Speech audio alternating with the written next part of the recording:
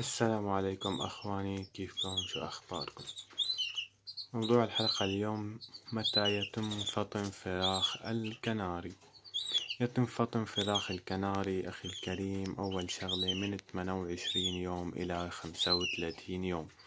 شوف هذا الفرخ اللي بالقفا ما عم ياكل، هذا الفرخ اللي قدام ما شاء الله شوف شلون عم ياكل مع الذكر، هداك لسه ما حان وقت فطامه. هذا فيك تفطمه بس بدك تحط له أكل لين وطري، يعني مثل بيض مسلوق، خس، تفاح، يعني أكل يكون طري حسين ياكله، لأنه المنقار تبعه لسه لين.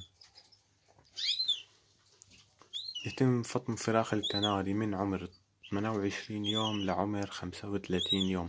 بس تشوف الفرخ خرج انه لحاله يعتمد على حاله ياكل ويشرب، معناته خرج نعزله. هلا شوف هذا الفرخ، هذا خرج انه نعزله لحاله، هداك ما خرج لسه، لانه شوف شلون عم يسوس لابوه مشان يجي يطعمي، وابوه مرضان مسكين.